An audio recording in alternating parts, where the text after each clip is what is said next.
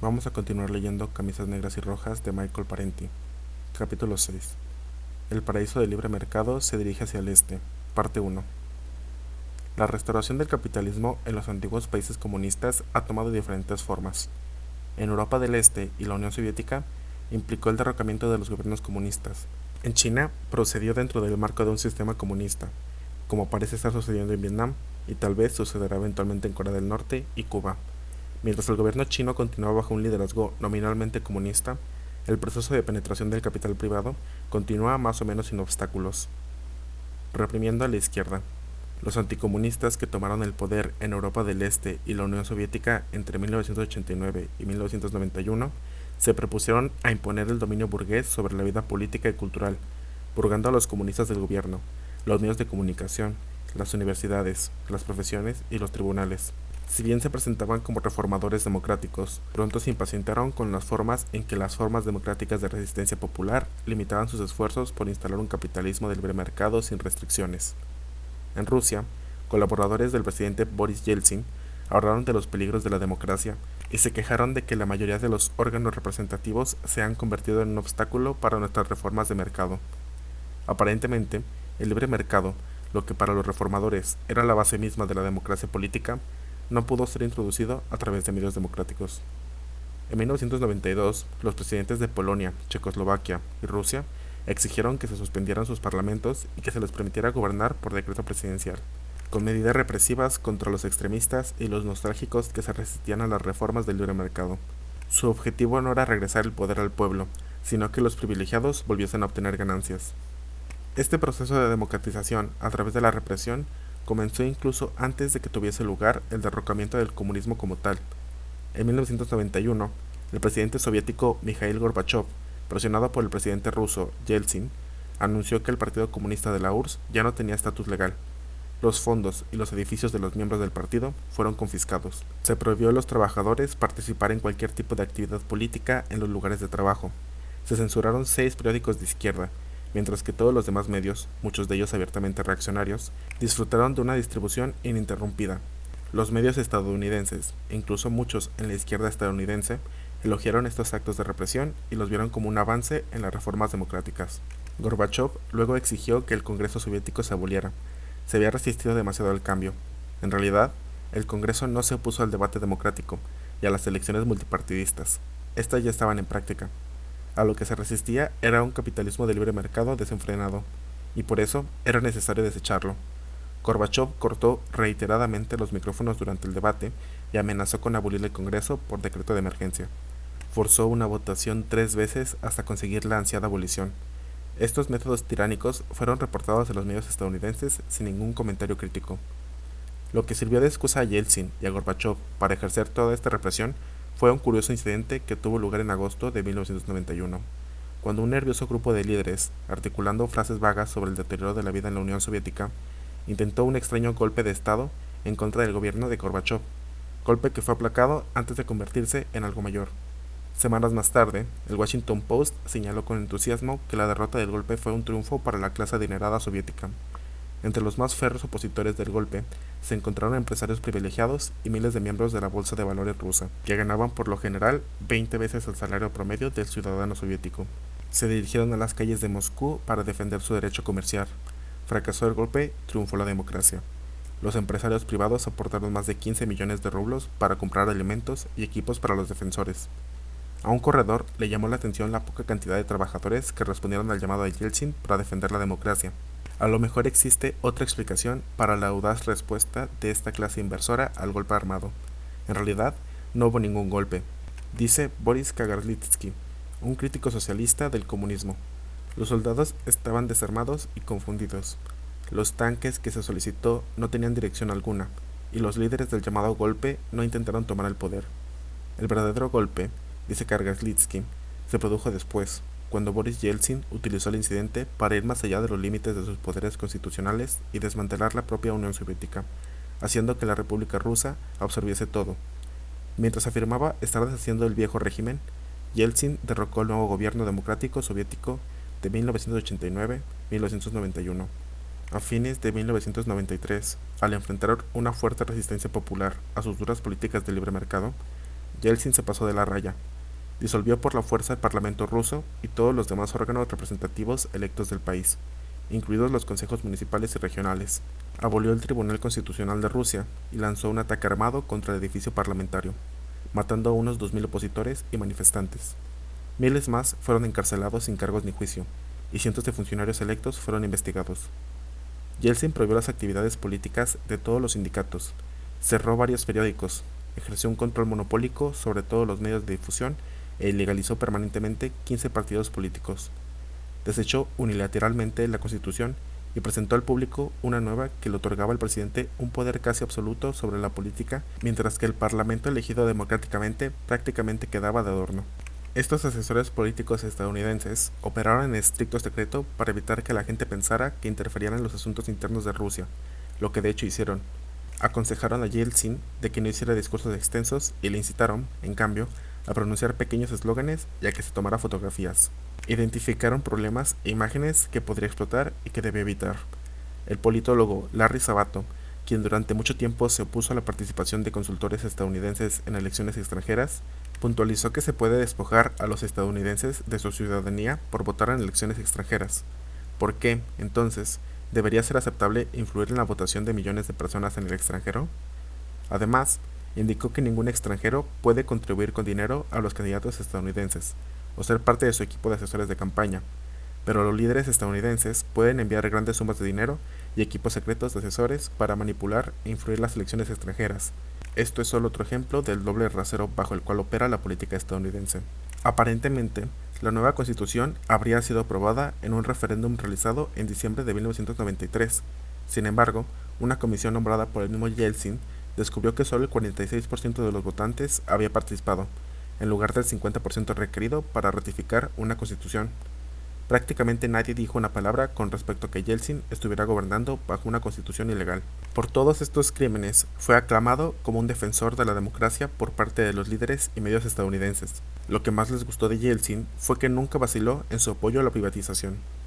Yeltsin, el demócrata, censuró 2 veces la publicación del periódico del Partido Comunista, Pravda. Les cobró un alquiler exorbitante por el uso de sus propias instalaciones. Luego, en marzo de 1992, confiscó el edificio de 12 pisos del periódico y su imprenta, y entregó todo a Rusiskaya Gazeta, un periódico del gobierno pro-Yeltsin. Las tropas OMON de élite de Yeltsin reprimieron repetidamente las manifestaciones y piquetes realizados por la izquierda de Moscú y otras ciudades rusas.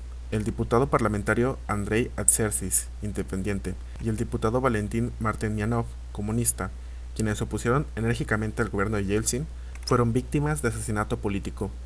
En 1994, el periodista Dmitry Kolodov, que investigaba la corrupción en los altos cargos, también fue asesinado. En 1996, Yeltsin ganó la reelección como presidente, superando por poco a su rival comunista. Su campaña recibió asesoría de equipos de asesores electorales de Estados Unidos, quienes utilizaron sofisticadas técnicas de sondeo y grupos focales. Yeltsin también se benefició de donaciones multimillonarias de fuentes estadounidenses y un paquete de ayuda de $10.000 millones del Fondo Monetario Internacional y el Banco Mundial. Otro factor importante para su victoria fue el fraude electoral resultante del conteo fraudulento de las papeletas, algo reportado de forma superficial en las noticias de la noche del ABC en julio de 1996. Yeltsin ejercía un control monopólico sobre las cadenas de televisión rusa y disfrutaba de una cobertura de campaña que lo tenía en el aire constantemente. Por otro lado, se invisibilizó a los candidatos de oposición, a los cuales se les dio una cobertura fugaz, si es que recibieron alguna. La reelección de Yeltsin fue aclamada en Occidente como una victoria para la democracia.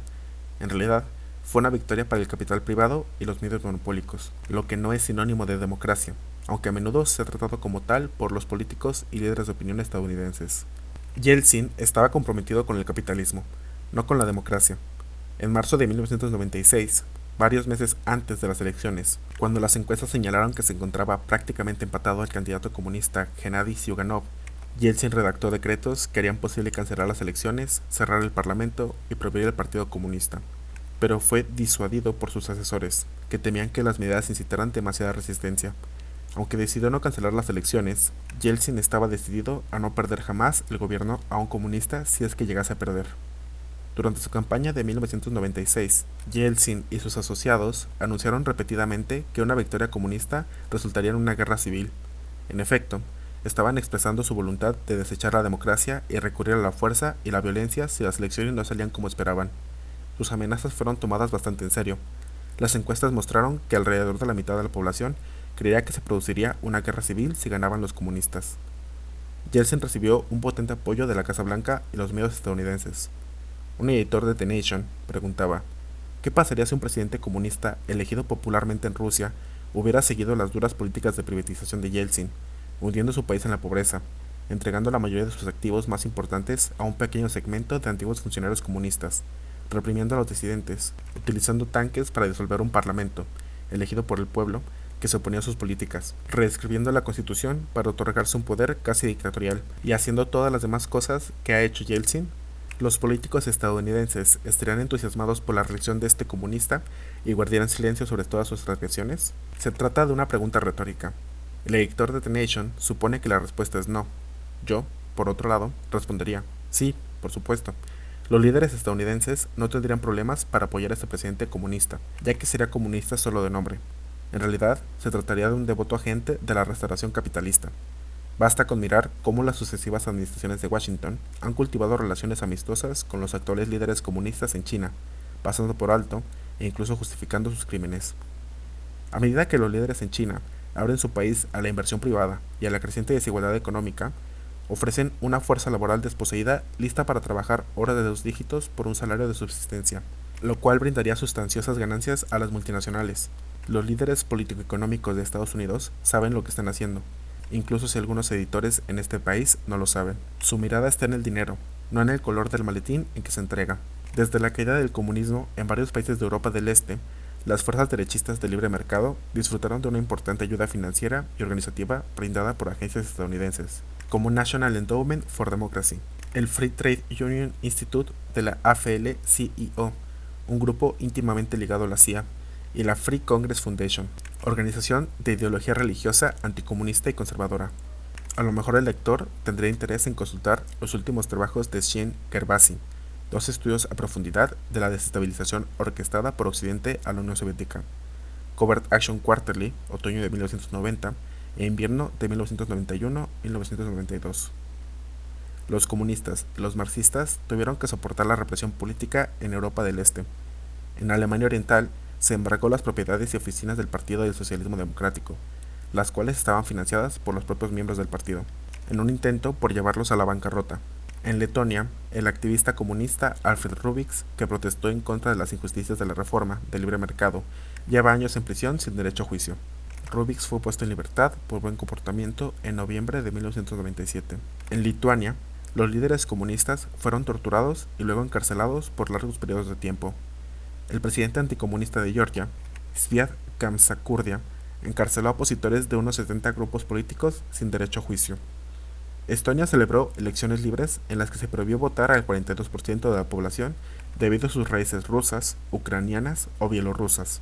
Los rusos y otras minorías fueron excluidos de muchos trabajos y enfrentaron discriminación en la vivienda y la educación. Letonia también privó de sus derechos a los rusos y otros ciudadanos no letones, muchos de los cuales habían vivido en el país durante casi medio siglo. Qué curioso es el florecimiento de la democracia. Aquí nos enfocamos principalmente en los antiguos países comunistas de Europa del Este y Rusia, pero se han llevado a cabo represiones similares y más sangrientas contra los revolucionarios de izquierda depuestos en Afganistán y Yemen del Sur. En 1995, en Etiopía, 3.000 exmiembros del gobierno socialista de Mengistu Haile Mariam fueron juzgados por ejecutar al emperador Haile Selassie, el déspota feudal que alguna vez gobernó ese país. Democracia unidireccional. Más importante que el gobierno democrático fue la reforma del libre mercado, un eufemismo para la restauración del capitalismo. La democracia fue el estandarte de las fuerzas de la reacción en tanto pudiese utilizarse para desestabilizar al gobierno comunista unipartidista. Pero cuando la democracia obstaculizó la restauración del libre mercado, se le dejó a un lado. En 1990, en Bulgaria, la restauración capitalista no salió según lo planeado. A pesar de la generosa asistencia financiera y organizativa de fuentes estadounidenses, incluida la Free Congress Foundation, los conservadores búlgaros terminaron en segundo lugar, por detrás de los comunistas, en lo que los observadores de Europa Occidental consideraron una elección justa y abierta. Lo que siguió fue una serie de coordinadas huelgas, manifestaciones, presión económica, actos de sabotaje y otros disturbios que recuerdan las campañas orquestadas por la CIA contra los gobiernos de izquierda en Chile, Jamaica, Nicaragua y la Guayana Británica. En 5 meses, los opositores obligaron al gobierno comunista elegido democráticamente a dimitir. Los comunistas búlgaros se quejaron de que Estados Unidos había violado los principios democráticos al trabajar contra funcionarios elegidos libremente. El mismo patrón tuvo lugar en Albania, donde el gobierno comunista elegido democráticamente obtuvo una abrumadora victoria en las urnas, solo para enfrentar manifestaciones, una huelga general, presión económica del exterior y campañas de disrupción financiadas por National Endowment for Democracy y otras organizaciones estadounidenses. Después de 2 meses, el gobierno comunista se derrumbó. Una vez que la derecha tomó el poder, se aprobó una nueva ley que negaba a los comunistas albaneses y a otros opositores a la restauración capitalista el derecho a votar o participar en actividades políticas. Como recompensa por haber extendido los derechos democráticos a todos los ciudadanos, los comunistas albaneses y todos los ex empleados estatales y jueces fueron despejados de sus derechos civiles. En las elecciones albanesas de 1996, los socialistas y otros partidos de la oposición, a los que según algunos pronósticos les iría bien, se retiraron de las elecciones horas antes de que cerraran las urnas en protesta por el descarado fraude electoral. Los veedores electorales de la Unión Europea y Estados Unidos dijeron que presenciaron numerosos casos de intimidación policial y el relleno de urnas. Al Partido Socialista se le prohibió su último mitin de campaña y se prohibió que varios líderes destacados se postularan para cargos públicos debido a sus pasadas afiliaciones comunistas. Cuando los socialistas y sus aliados intentaron realizar manifestaciones, fueron atacados por las fuerzas de seguridad albanesas que golpearon e hirieron gravemente a decenas de manifestantes. Surgieron grupos abiertamente antisemitas, partidos criptofascistas y campañas de odio en Rusia, Polonia, Hungría, Ucrania, Bielorrusia, Checoslovaquia y Rumania. Se cerraron los museos que conmemoraban la heroica resistencia antifascista y se desmantelaron los monumentos a la lucha contra el nazismo. En países como Lituania, se dio amnistía a los excriminales de guerra nazis. Incluso algunos fueron indemnizados por los años que pasaron en la cárcel. Los cementerios judíos fueron profanados y aumentaron los ataques xenófobos contra los extranjeros. Una vez desaparecieron los comunistas, se culpó a los judíos y extranjeros por los bajos precios de las cosechas, el crimen, la inflación y otros malestares sociales. El 11 de junio de 1995, el párroco personal de Lech Walesa, el padre Henryk Jankowski, declaró durante una misa en Varsovia que la estrella de David era la culpable tanto de la esvástica como de la hoz y el martillo, y que la agresividad diabólica de los judíos fue responsable del surgimiento del comunismo y de la Segunda Guerra Mundial. El sacerdote agregó que los polacos no deberían tolerar gobiernos formados por personas relacionadas financieramente con los judíos.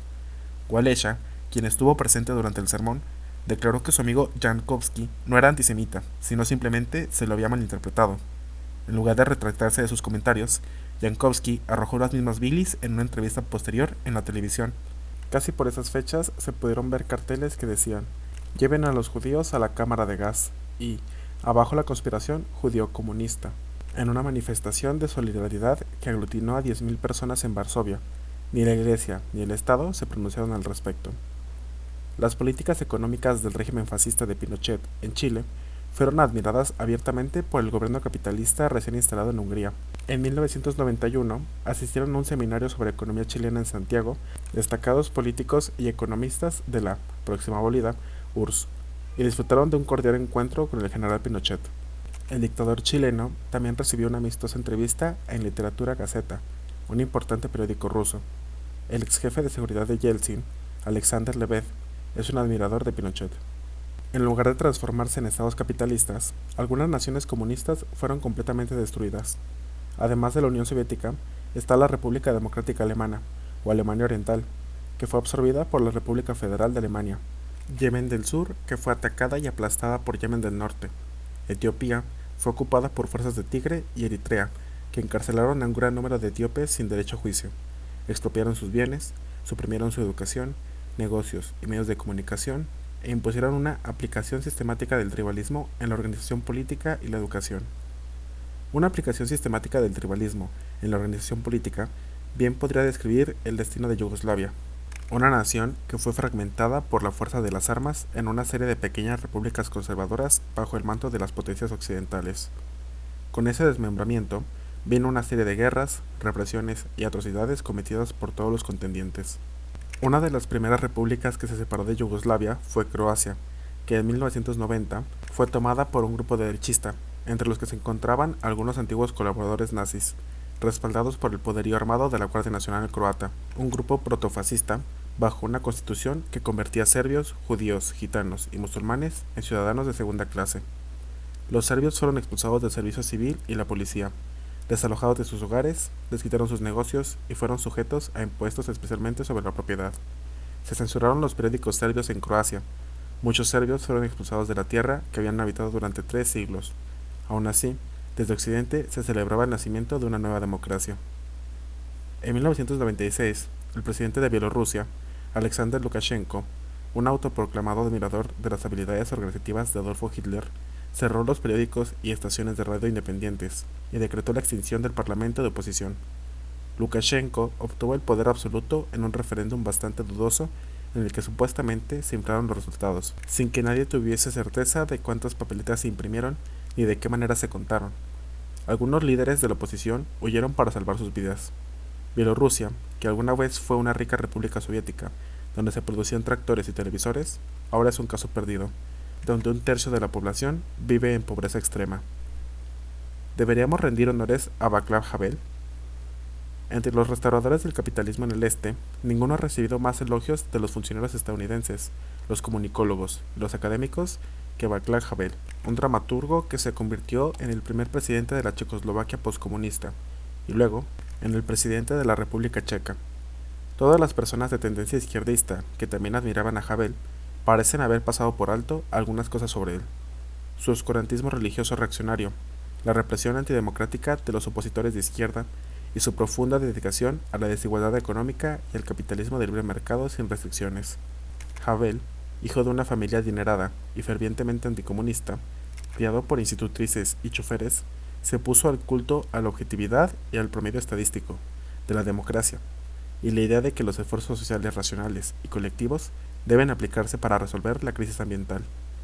Hizo un llamado a una nueva generación de líderes políticos que confiaran menos del pensamiento racional y cognitivo y mostraran humildad frente al misterioso orden del ser, ya que confiasen en su propia subjetividad como un vínculo principal con la subjetividad del mundo. Aparentemente, esta nueva camada de líderes estaría compuesta por supuestos pensadores elitistas, no muy diferentes del rey filósofo de Platón, que estarían dotados de un sentido de responsabilidad trascendental y sabiduría arquetípica. Véase la ridícula entrada escrita por Havel para el New York Times del 3 de enero del 92. Causó silencioso estupor entre sus admiradores estadounidenses. Havel nunca explicó cómo esta sabiduría arquetípica trascendente se traduciría en decisiones políticas reales, en beneficios de quién y a expensas de quién.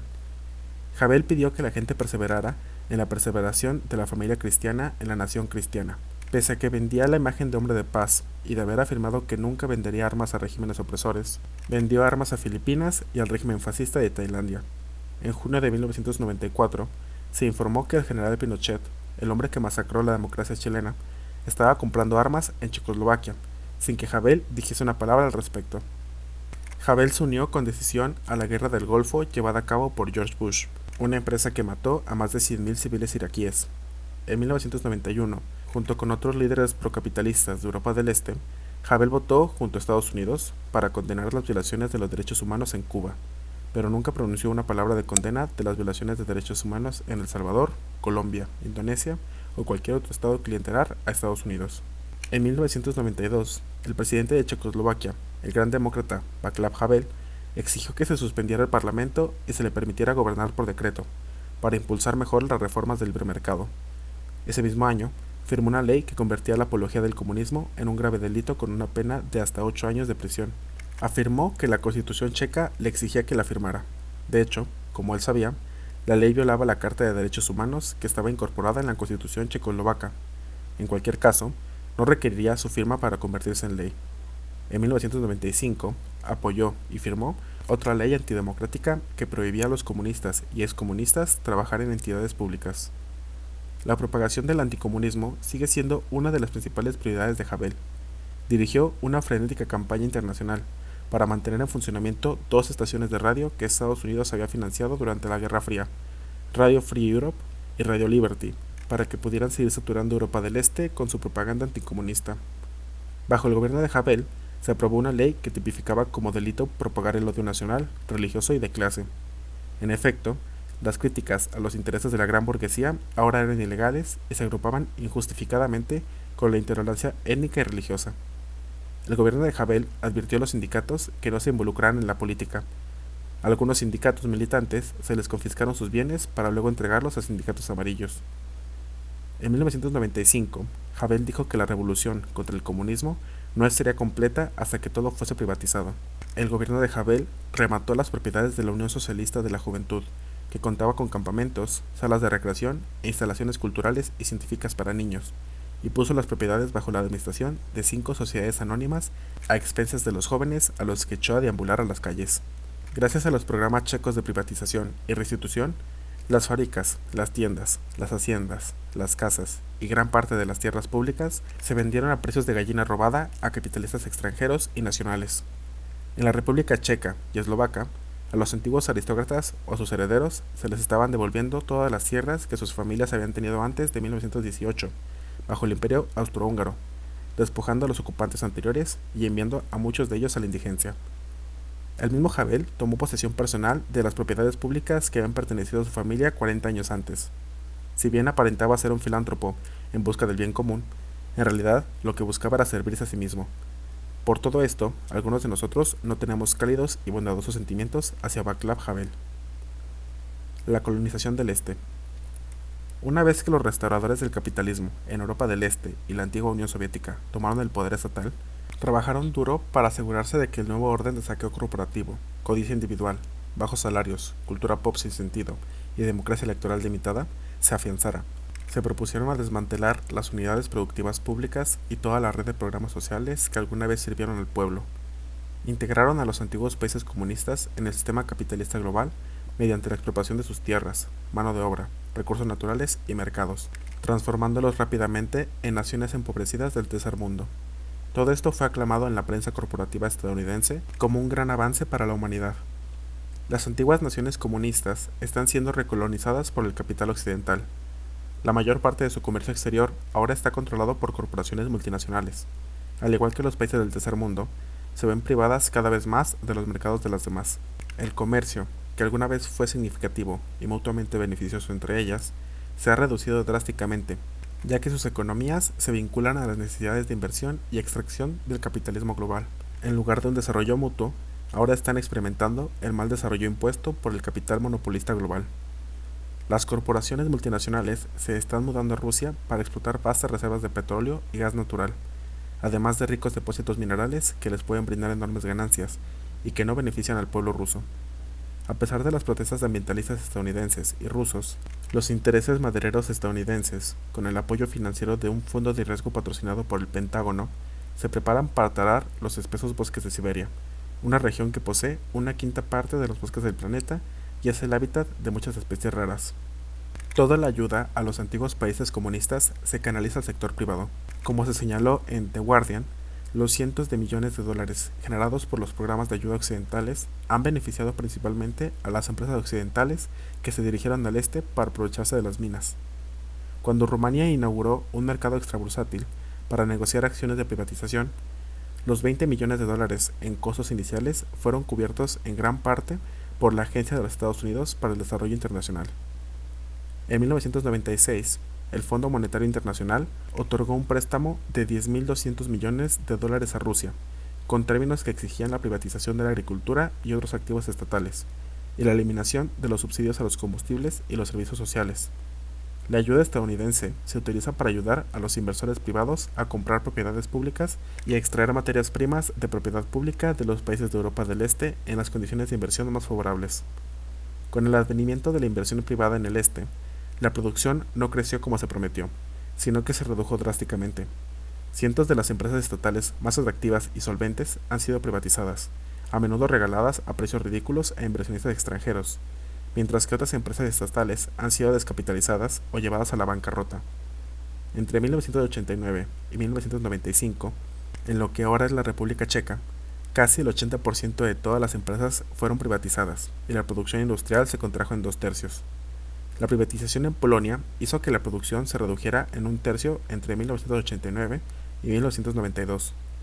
Grandes complejos electrónicos y de alta tecnología en Alemania Oriental, que emplean a decenas de miles de trabajadores, han sido absorbidos por gigantescas empresas de Alemania Occidental y luego cerrados. Con la privatización, gran parte de la infraestructura científica y técnica de la antigua Unión Soviética se está desintegrando, junto con sus instalaciones. Desde que pasó a ser privada, ZIL, la enorme planta productora de camiones y vehículos pesados de Moscú, vio caer su producción de camiones de 150.000 a 13.000 unidades al año, sumando el despido de cerca del 40% de la fuerza laboral. ZIL siguió estando en situación crítica hasta el año 2000, cuando se decidió su cierre, y para el año 2013 se desocuparon sus instalaciones para su posterior demolición en el año 2015. En abril de 1996, los trabajadores restantes solicitaron al gobierno ruso que recuperara el control de ZIL. En el pasado, los trabajadores de ZIL y sus familiares tenían trabajos inquebrantablemente seguros en la fábrica. Vivían en apartamentos y asistían a escuelas proporcionadas por ZIL. Cuando eran bebés, pasaban sus días en la guardería de ZIL. Cuando estaban enfermos, los médicos de ZIL los atendían. Me crié en un país que se preocupaba por sus trabajadores, dijo un maquinista, que ahora lamentaba haberse puesto a ese sistema. En Macedonia, una de las repúblicas que se separaron de Yugoslavia, un representante sindical señaló: la privatización parece significar la destrucción de nuestras empresas. Los macedonios parecían más preocupados por las dificultades económicas del libre mercado que por las tan publicitadas rivalidades étnicas. Se quejaron de cómo el trabajo se ha apoderado de sus vidas. Uno no tiene tiempo para preocuparse por los demás. No hay tiempo ni siquiera para uno mismo, solo tiempo para hacer dinero.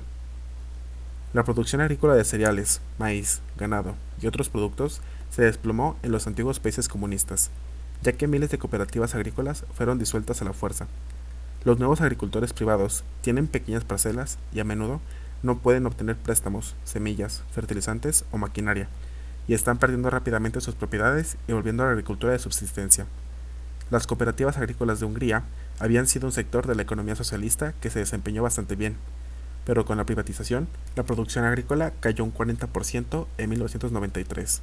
Se produjo un drástico deterioro de la producción agrícola en Bulgaria, una vez considerada el granero de Europa del Este, lo que provocó una grave escasez de pan en 1996. Bulgaria también sufría una inflación mensual del 20% y se hundía en este ciclo, tan conocido, de deuda externa. Recortaban los servicios para calificar a los préstamos del FMI, pidiendo prestado para pagar el endeudamiento pasado. El gobierno búlgaro debe imponer más medidas de austeridad del libre mercado para obtener los préstamos internacionales necesarios para pagar parte de su deuda externa, que suma cerca de 9.4 mil millones de dólares. En 1992, el gobierno lituano decretó que los antiguos propietarios y sus descendientes podían reclamar las propiedades confiscadas durante la era socialista. Como resultado, decenas de miles de familias campesinas, alrededor del 70% de la población rural, fueron desalojadas de sus tierras que habían trabajado durante más de medio siglo, destruyendo la base agrícola del país en el proceso. Se desmanteló gran parte de la producción en Alemania Oriental, para evitar la competencia con las empresas de Alemania Occidental. Esto fue especialmente evidente cuando se disolvió la agricultura colectiva para proteger las granjas privadas fuertemente subsidiadas y menos productivas de Alemania Occidental. Sin pagar compensaciones, los capitalistas de Alemania Occidental se apoderaron de casi toda la propiedad socializada de la RDA, incluyendo fábricas, molinos, granjas, apartamentos y otros bienes inmuebles, y el sistema de atención médica, activos valuados en aproximadamente 2 billones de dólares, en lo que representa la expropiación más grande de riqueza pública por parte del capital privado en la historia europea. El resultado final de toda esa privatización del libre mercado en Alemania Oriental es que los arriendos, que antes consumían apenas el 5% de los ingresos, han subido hasta 2/3. Del mismo modo, los costos de transporte, cuidado de los niños, atención médica y educación superior se han disparado más allá del alcance de muchos. Los alemanes orientales de diversas tendencias políticas tienen una serie de quejas. A. El flujo neto de dinero ha sido de este a oeste, lo que equivale a una colonización del este. B. El libre mercado es un mito. La economía de Alemania Occidental está fuertemente subvencionada y totalmente regulada, pero en contra de los intereses del este. C. La policía de Alemania Occidental es mucho más brutal que la policía de Alemania Oriental. D. Si hubiese tenido lugar en Alemania Occidental una desnazificación tan severa como la desocialización de Alemania Oriental, sería un país totalmente diferente. En este último punto, cabe señalar que los funcionarios alemanes están presentando cargos penales contra quienes colaboraron con la RDA, ejerciendo cualquier cargo público, incluso incluyendo profesores y pequeños administradores. Varios miles de antiguos funcionarios de la RDA, tales como jueces, oficiales, entre otros, han sido encarcelados o corren el riesgo de ir a prisión bajo cargos de traición. Los emigrados de estados comunistas están asombrados por la cantidad de burocracia que encuentran en el occidente. Dos inmigrantes soviéticos en Canadá se quejaron, independientemente el uno del otro, de que la burocracia aquí era incluso peor que en la Unión Soviética. Los alemanes orientales, que vivían en el oeste, quedaron asombrados por la avalancha de formularios complicados que tenían que completar para impuestos, seguro médico, seguro de vida, compensación por desempleo, readelanzamiento laboral, subsidios de alquiler y cuentas bancarias. Además, debido al tipo de información personal que tenían que dar, se sentían más observados y espiados que por la Stasi, la policía de seguridad del RDA. Los judíos soviéticos que emigraron a Israel durante la Guerra Fría experimentaron una desilusión similar con las dificultades de la vida y la falta de idealismo. Las cartas desalentadoras que enviaron a la casa se consideraron un factor preponderante en la caída de la migración de la URSS a Israel. Con la restauración capitalista en pleno apogeo, los pueblos de las antiguas naciones comunistas han tenido la gran oportunidad de aprender cómo era la vida en el paraíso del libre mercado. Sus experiencias se detallan en el próximo capítulo. Capítulo 7. El paraíso del libre mercado se dirige hacia el este. Parte 2. Los propagandistas del libre mercado en los antiguos países comunistas afirmaban que, a medida que el capital fuera privatizando y acumulando en unas pocas manos, se estimularía la producción y la prosperidad estaría en la punta de los dedos. Pero primero habría un periodo difícil, por el que se debía pasar. El periodo difícil está demostrando ser mucho más severo y prolongado de lo previsto, y bien puede convertirse en la normalidad de este capitalismo restaurado. Para víboras y sanguijuelas. En 1990, mientras la Unión Soviética se preparaba para su caída fatal en el paraíso del libre mercado, Bruce Gelb, jefe de la Agencia de Información de los Estados Unidos, le dijo a un reportero que los soviéticos se beneficiarían económicamente de la educación empresarial estadounidense porque las víboras, las sanguijuelas, los intermediarios, eso que hay que rehabilitar en la Unión Soviética, es lo que hace que los países como el nuestro se lleven bien. Hoy, los antiguos países comunistas y China se están relacionando bastante bien con víboras y sanguijuelas. Miles de autos de lujo han aparecido en las calles de Moscú y Praga. Los alquileres y los precios del mercado inmobiliario se han disparado. Han surgido numerosas bolsas de valores en China y Europa del Este, 16 solo en la antigua URSS, y una nueva clase de inversionistas, especuladores y mafiosos se están revolcando en la riqueza. El objetivo manifiesto ya no es proporcionar una vida mejor a todos los ciudadanos, sino maximizar las oportunidades para que las personas acumulen fortunas personales. La acumulación de riqueza de unos pocos empobrece a los muchos. Como dijo una joven periodista de Rusia, cada vez que alguien se vuelve más rico, yo me empobrezco. En Rusia, el nivel de vida de la familia media se ha reducido casi a la mitad desde que se implantaron las reformas del mercado. Un informe en Hungría señaló lo mismo. Mientras los nuevos ricos viven en villas con un Mercedes estacionado en su garaje, el número de personas pobres ha ido en aumento. A medida que el Vietnam socialista se abre a la inversión extranjera y al libre mercado, la brecha entre ricos y pobres se ha ensanchado con rapidez, y la calidad de la educación y la atención médica para los pobres se ha deteriorado. La prosperidad ha llegado solo a unos pocos privilegiados en Vietnam, lo que lleva a una estructura de clase emergente que está en desacuerdo con los ideales igualitarios profesados en el país. En el emergente paraíso del libre mercado de Rusia y Europa del Este, la desregularización de precios no produjo precios competitivos, sino precios establecidos por monopolios privados, lo que se sumó a la inflación galopante. Mendigos, proxenetas, traficantes de drogas y otros estafadores ejercen sus oficios como nunca antes. Ya ha habido un aumento dramático en el desempleo, la falta de vivienda, la contaminación del aire y el agua, la prostitución, la violencia conyugal, el abuso infantil y casi todos los demás males sociales. En países como Rusia y Hungría, como se reportó en la prensa estadounidense, la tasa de suicidios aumentó un 50% en unos pocos años. La reducción en el consumo de combustible, provocada por el aumento de los precios y las facturas impagas, ha provocado un número cada vez mayor de muertes o enfermedades graves entre los pobres y los ancianos durante los crudos inviernos.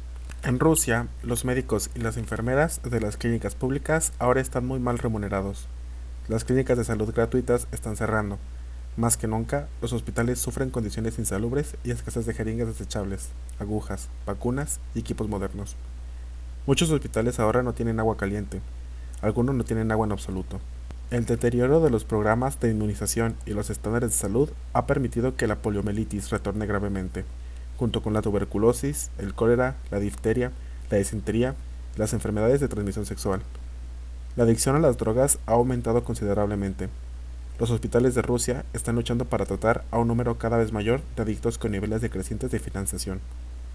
Ha habido una disminución en los niveles nutricionales y un fuerte aumento en el estrés y la enfermedad. Sin embargo, el número de visitas a los médicos se ha reducido a la mitad debido a que las tarifas son muy costosas en los sistemas de atención médica recién privatizados. Como resultado, muchas enfermedades no se detectan ni se tratan hasta que se vuelven críticas. Los oficiales militares rusos describen la salud de los reclutas como catastrófica. Dentro de las Fuerzas Armadas, los suicidios han aumentado drásticamente y las muertes por sobredosis de drogas han subido un 80% en los últimos años. El derrocamiento del comunismo provocó un aumento de la mortalidad infantil y tasas de mortalidad vertiginosas en Rusia, Bulgaria, Hungría, Letonia, Moldavia, Rumania, Ucrania, Mongolia y Alemania Oriental. Un tercio de los hombres rusos no podrán llegar a los 60 años. En 1992, la tasa de natalidad de Rusia cayó por debajo de su tasa de mortalidad por primera vez desde la Segunda Guerra Mundial. En 1992 y 1993, los alemanes orientales enterraron a 2 personas por cada bebé nacido. La tasa de mortalidad aumentó casi un 20% para las mujeres de Alemania Oriental de 30 y tantos años, y casi un 30% para los hombres de la misma edad. Se estima que debido al fin del subsidio a los alquileres, las personas sin hogar solo en Moscú llegan a 300.000. La pérdida de los permisos de residencia priva a las personas sin hogar de atención médica y otros beneficios estatales, sean como sean. Vestidos con harapos y victimizados tanto por la mafia como por las milicias gubernamentales, miles de indigentes mueren de frío y hambre en las calles de varias ciudades.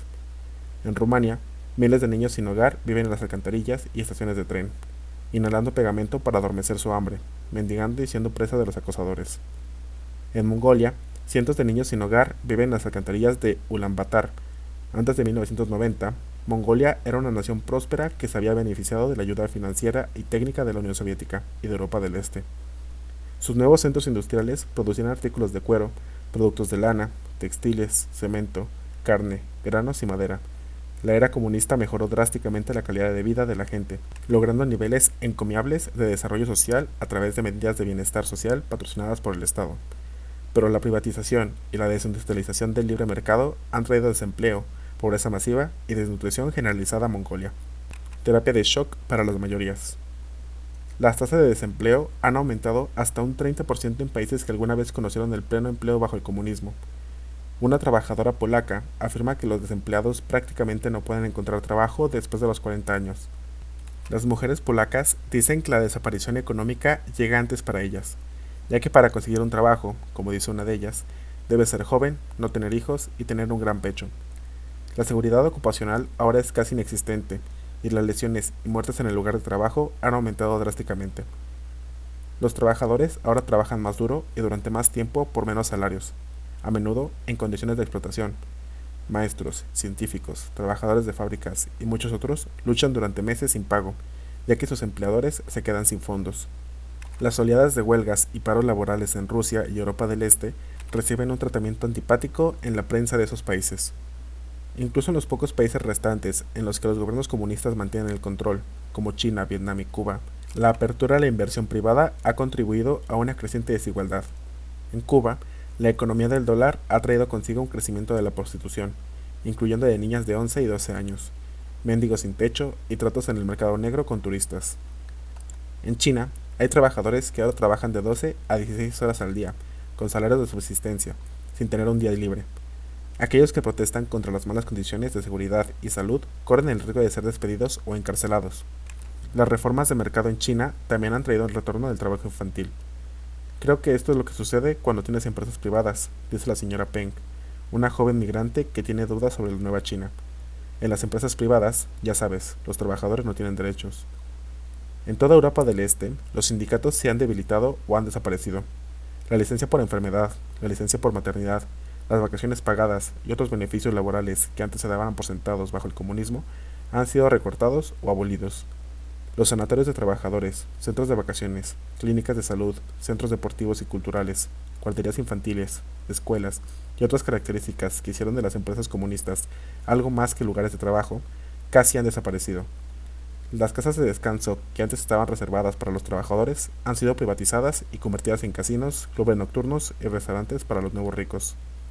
Un negocio en auge son las fuerzas de seguridad empresarial y los ejércitos privados. que solo en la antigua Unión Soviética reúnen a unos 800.000 hombres.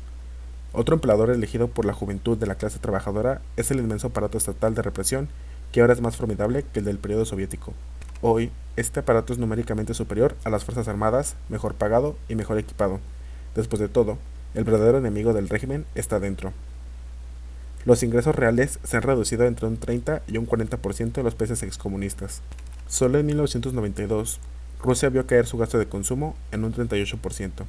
En comparación, durante la Gran Depresión, el gasto de los consumidores en Estados Unidos cayó un 21% en 4 años.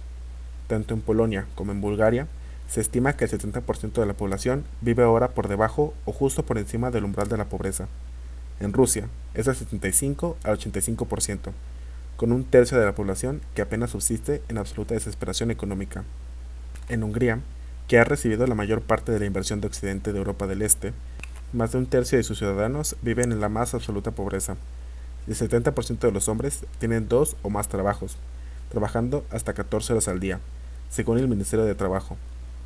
Después de meses sin que les pagaran, los mineros de carbón en el lejano oriente de Rusia comenzaban a pasar hambre.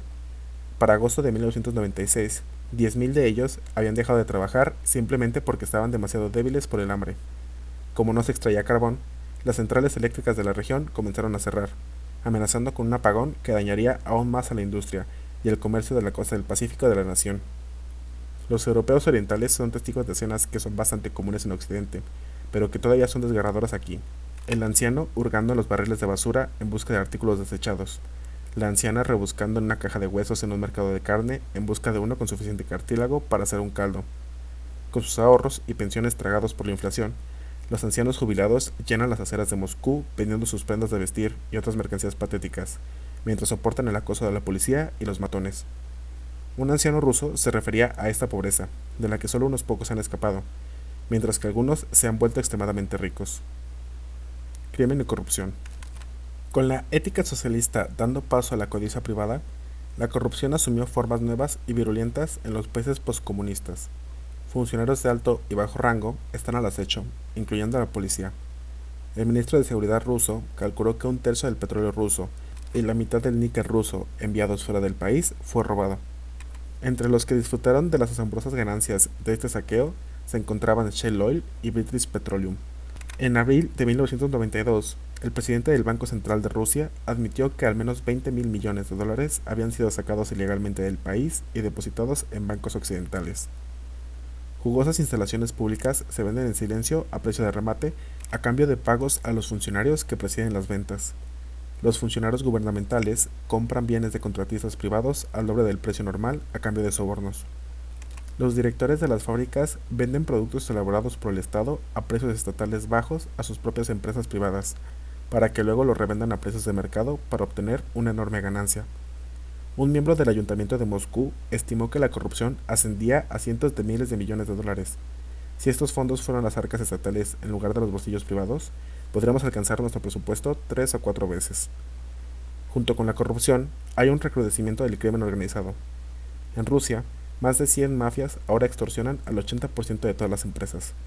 De 1992 a 1995, a medida que se intensificaba la competencia por el botín de la reforma, 46 de los empresarios más prominentes de Rusia fueron asesinados por sicarios. En 1994 hubo más de 2.500 asesinatos a sueldo, casi todos sin resolver. El sicariato se ha vuelto algo regular en Rusia y ocurre sin previo aviso. La policía dice que carece de los fondos, el personal y el equipo de detección de delitos necesario para cualquier campaña real en contra de las pandillas. La delincuencia callejera también ha aumentado considerablemente. En la antigua Unión Soviética, las mujeres y los ancianos que alguna vez se sintieron libres para sentarse en los parques a altas horas de la noche, ahora no se atreven a salir después del anochecer. Desde el derrocamiento del comunismo en Hungría, los robos y otros delitos casi se han triplicado. Ya ha habido un aumento del 50% en los homicidios. La fuerza policial en Praga hoy en día es mucho mayor de lo que era bajo el comunismo, cuando se necesitaban relativamente pocos policías. Qué curioso que se necesita menos policía en el temible comunismo estatista que en el paraíso del libre mercado. En la República de Georgia, la violencia ha generado una espiral caótica que nadie se hubiese imaginado bajo el comunismo. Las bandas criminales controlan gran parte del comercio y los grupos paramilitares controlan la mayoría de las redes criminales. Incapaz ya de vender sus productos en el mercado soviético, pero incapaz de competir en el mercado internacional, la industria georgiana ha experimentado un declive masivo y, como en la mayoría de los países del este, la deuda pública se ha disparado mientras que los salarios reales se han reducido. Decadencia cultural. La vida cultural ha disminuido drásticamente en los antiguos países comunistas. Los teatros tienen poca concurrencia porque los boletos ahora son prohibitivamente caros.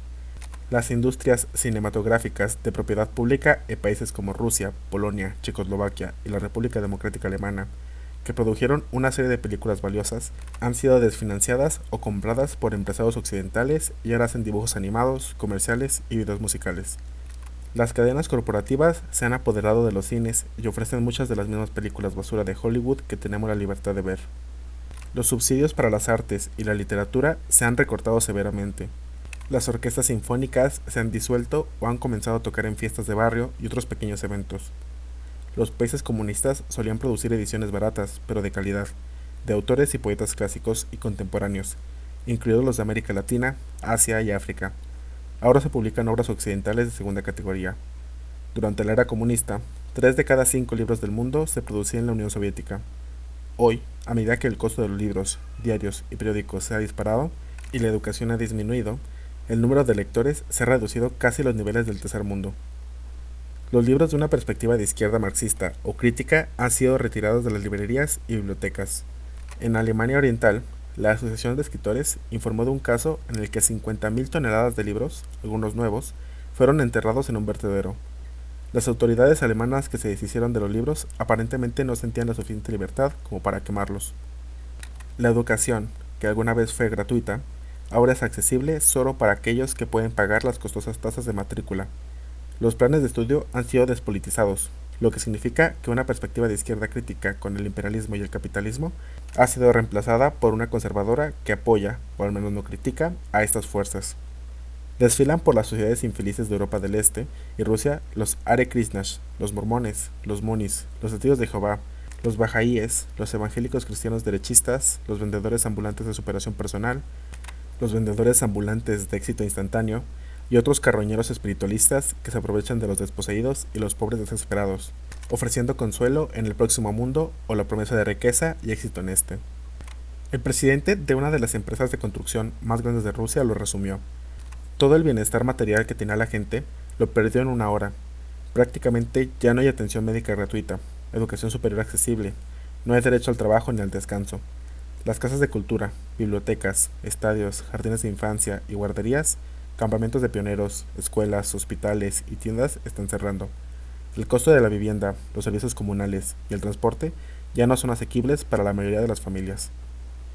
En respuesta a las privatizaciones forzosas, los noticieros y medios de entretenimiento han tenido que buscar financiamiento de propietarios ricos, publicidad, fondos de fundaciones conservadoras o agencias gubernamentales de los nuevos gobiernos procapitalistas.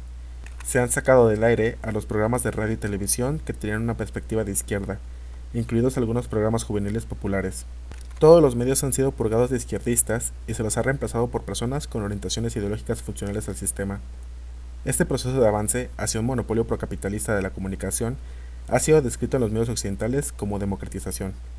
Las vallas publicitarias y los comerciales de televisión que promocionan cigarrillos, automóviles y otros productos estadounidenses, muchos de ellos inalcanzables al ciudadano promedio, ahora se pueden ver en todas partes.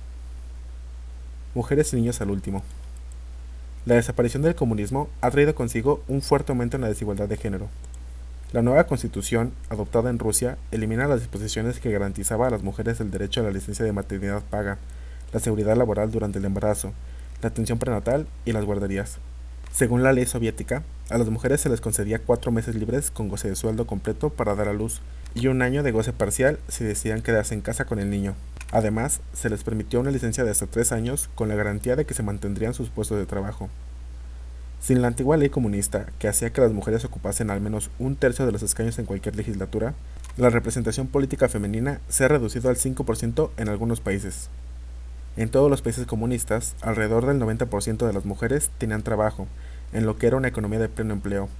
Hoy, las mujeres componen más de 2/3 de los desempleados. Aquellas que trabajan están siendo canalizadas hacia puestos que no requieren calificación y en los que se pagan bajos salarios. las mujeres están siendo expulsadas de las profesiones en cantidades desproporcionales y se les desaconseja obtener formación profesional. Más del 30% de las mujeres desempleadas son trabajadoras calificadas y profesionales que anteriormente ganaban salarios más altos que la norma nacional. La pérdida de las prestaciones de maternidad y de los servicios de guardería han creado obstáculos aún mayores para el empleo femenino.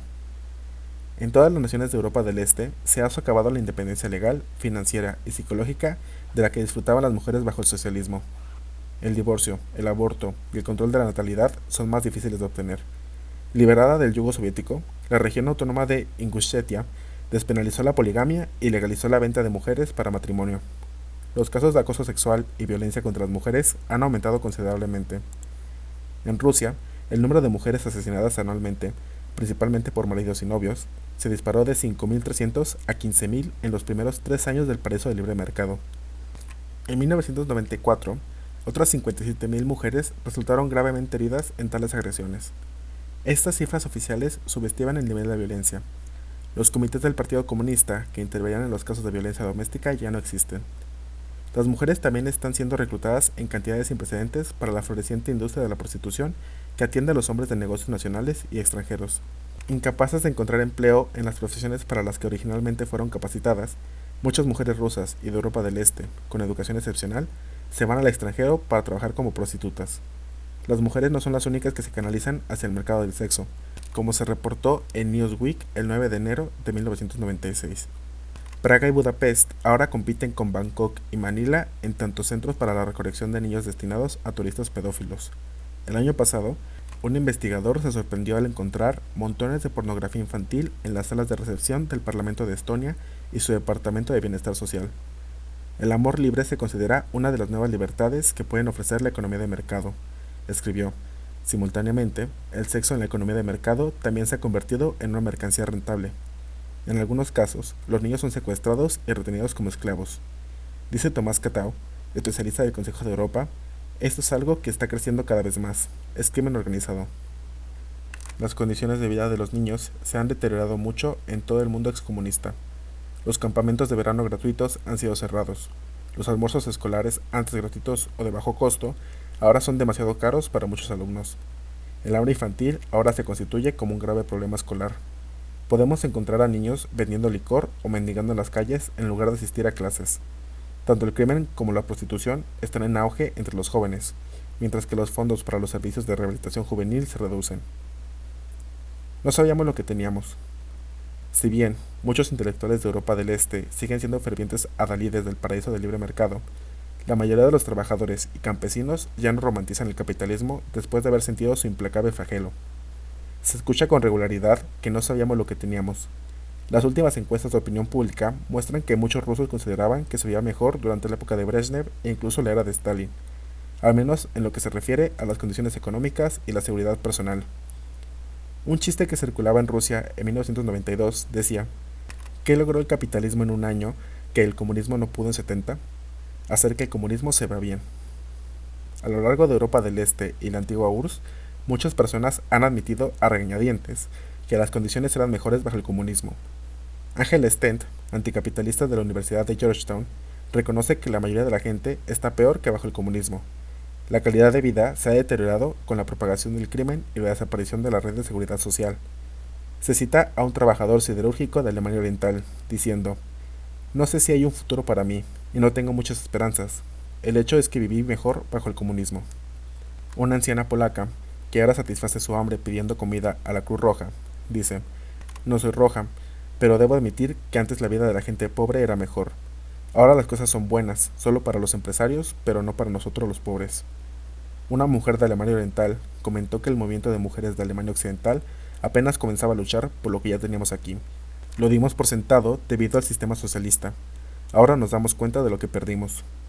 Los disidentes anticomunistas que trabajaron arduamente para derrocar a la RDA pronto expresaron su decepción por la reunificación alemana. Un destacado clérigo luterano comentó: caímos en la tiranía del dinero. La forma en que se distribuye la riqueza en esta sociedad, la Alemania capitalista, es algo que encuentro muy difícil de aceptar. Otro pastor luterano dijo: nosotros, los alemanes orientales, no teníamos una idea real de cómo era la vida en Occidente. No teníamos idea de lo competitivo que sería. La codicia descarada y el poder económico son las palancas que mueven esta sociedad. Los valores espirituales, que son esenciales para la felicidad humana, se están perdiendo o parecen triviales. Todo es comprar, ganar y vender. Maureen Orth le preguntó a la primera mujer que encontró en un mercado si su vida había cambiado en los últimos 2 años, y la mujer se echó a llorar. Tenía 58 años, había trabajado 40 años en una fábrica de papas y ahora no podía pagar la mayoría de los alimentos en el mercado. No es vida, solo estamos sobreviviendo, dijo. Orth entrevistó al jefe de departamento de un hospital de Moscú, quien dijo: la vida era diferente hace 2 años. Yo era un ser humano. Ahora tenía que ser de chofer para obtener ingresos adicionales. ¿Y qué hay de las nuevas libertades? ¿Libertad para qué? Él respondió: ¿libertad para comprar una revista pornográfica?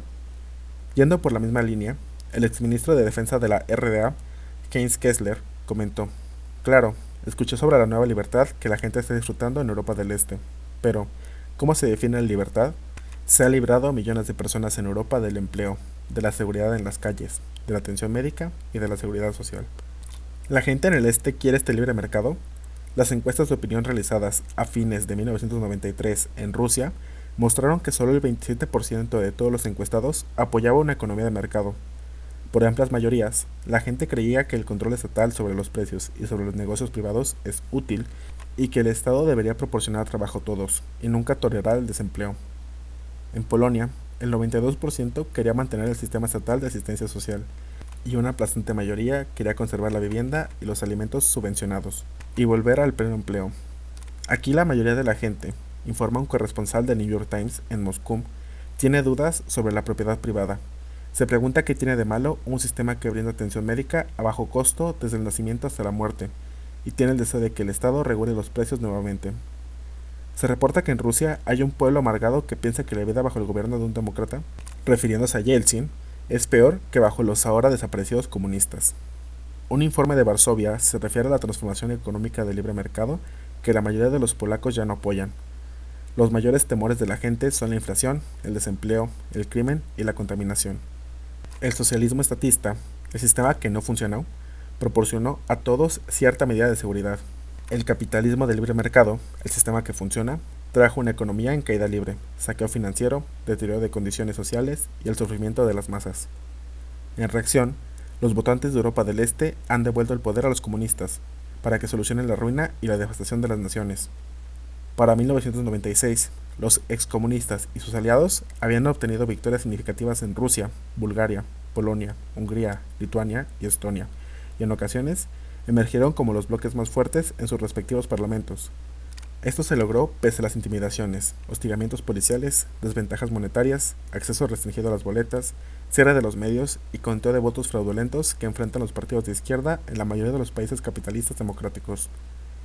Cuando comenzaron los primeros levantamientos anticomunistas en Europa del Este, en 1989, había ciertos izquierdistas que decían que si la gente de esos países descubría que no les gustaba el sistema del libre mercado, siempre podrían de alguna forma volver al socialismo. Como dije en aquel momento, esa no es una perspectiva realista. El capitalismo no es solo un sistema económico, sino todo un orden social. Una vez que se arraiga, no se le puede descartar por simple elección de socialistas o comunistas. Pueden ejercer el poder político, pero la riqueza de la nación, las relaciones de propiedad, la ley orgánica, el sistema financiero y la estructura de la deuda, además de los medios de comunicación nacionales, el poder policial y las instituciones estatales, se habrán reestructurado hasta sus bases. Los recursos necesarios para los programas sociales y el pleno empleo han sido desfalcados o completamente desaparecidos, al igual que las reservas monetarias, los mercados y los recursos naturales. Unos pocos años de libre mercado desenfrenado ha llevado a estas naciones a un punto de no retorno, al menos en el futuro próximo. Los reformadores del libre mercado esperan que creamos que la transición del socialismo al capitalismo solo puede hacerse a través de una vasta acumulación privada de capital. Se supone que las dificultades que impone tal privatización son temporales. La realidad es que las naciones quedan atrapadas en esta etapa temporal durante siglos. Basta con mirar a América Latina. Al igual que otras naciones del tercer mundo, es probable que los antiguos países comunistas permanezcan en la pobreza indefinidamente, de modo que unos pocos privilegiados sigan disfrutando de una opulencia cada vez mayor a expensas de la mayoría. Para conservar tales condiciones, la clase empresarial recurrirá a todas las manipulaciones y represiones conocidas contra el resurgimiento democrático. Para esto contarán con la ayuda del capital internacional, de la CIA y de otras agencias que reproducen la dominación capitalista. Según Noam Chomsky, el comunismo era una monstruosidad y el colapso de la tiranía en Europa del Este y Rusia debería ser motivo de regocijo para cualquiera que valore la libertad y la dignidad humana. Atesoro la libertad y la dignidad humana, pero no encuentro razones para regocijarme. Lo que vemos en las sociedades poscomunistas no es el triunfo de tales valores. En todo caso, la ruptura de los estados comunistas ha resultado en una victoria colosal para el capitalismo global y el imperialismo, mientras aumentan al mismo tiempo la miseria humana y se asienta como un revés histórico para las luchas revolucionarias de liberación en todas partes. Vendrán tiempos incluso más difíciles para los gobiernos nacionalistas que den cabida a una pizca de reformismo, como podemos ver ya en naciones como Panamá e Irak. Este momento histórico también significó la pérdida del pluralismo global y la intensificación de la desigualdad socioeconómica en todo el mundo. Cabe resaltar que la desaparición del comunismo no significa el fin de la maquinaria militar global de Estados Unidos. Por el contrario, se siguen gastando enormes sumas de dinero y se siguen desarrollando nuevos sistemas de armas y métodos de matar de alta tecnología para que quienes lo poseen mantengan un control estricto sobre el mundo. Los pueblos de Europa del Este creían que iban a mantener todas las conquistas sociales que habían disfrutado bajo el comunismo mientras disfrutaban del consumismo occidental. Muchas de sus quejas sobre el socialismo realmente existente estaban justificadas, pero no así su imagen romántica del occidente capitalista. Tuvieron que aprender de la peor manera. Añoraban subir el escalón y pasar del segundo mundo al primer mundo, pero se les echó a patadas hacia el tercer mundo. Ahora se parecen más a Indonesia, México, Zaire y Turquía, países capitalistas. Lo querían todo y se han quedado con casi nada.